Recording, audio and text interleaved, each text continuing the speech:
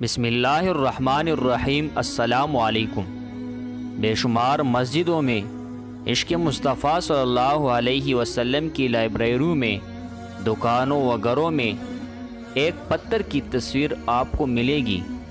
وہ پتھر جس پر حضور پاک صلی اللہ علیہ وسلم واقع معراج کی رات بیت المقدس میں جلوہ افروز ہوئے۔ جب پتھر سے آپ صلی اللہ علیہ وسلم نے اپنا نعلین مبارک اٹھایا اور آسمان کی طرف جانا چاہا تو وہ پتھر بھی زمین سے اٹھ کر آپ کے ساتھ آسمان کی طرف روانہ ہو گیا، کیونکہ اس پتھر کو حضور صلی اللہ علیہ وسلم سے اتنی محبت تھی کہ اس نے رسول اللہ صلی اللہ علیہ وسلم سے جدائی برداشت نہ کی۔ اس کی اس محبت کو دیکھ کر تاجدار مدینہ صلی اللہ علیہ وسلم نے پتھر کو اشارہ کیا کہ ٹھہر جاؤ۔ چنانچہ یہ پتھر عشق مصطفیٰ صلی اللہ علیہ وسلم کی تصویر بن کر اپنے آقا کے حکم پر اسی وقت رک گیا۔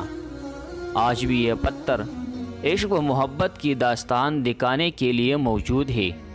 یہ پتھر نہ زمین پر ہے نہ آسمان پر ہے، بلکہ زمین سے ذرا اوپر خلا میں معلق ہے۔ اس کو معلق پتھر کہتے ہیں۔ یہ بیت المقدس فلسطین میں ہے۔ اسے حجر معراج بھی کہتے ہیں۔ ساری دنیا خود حجر اسود کی طرف جاتی ہے اور اس کا بوسہ لینے کے لیے ترستی رہتی ہے، لیکن حجر اسود کی محبت کا یہ عالم ہے کہ خود حضور اکرم صلی اللہ علیہ وسلم کے پاس آ رہا ہے اور عشق رسول اللہ صلی اللہ علیہ وسلم کی تڑپ لے کر چہرہ انور سے چمٹ جاتا ہے۔ حضور پاک صلی اللہ علیہ وسلم نے فرمایا، اے عائشہ رضی اللہ تعالی عنہ، وہ سامنے پہاڑ ہے، اس میں ایک پتھر درود سلام پڑھ رہا ہے۔ سبحان اللہ، پتھروں کی کتنی محبت ہے۔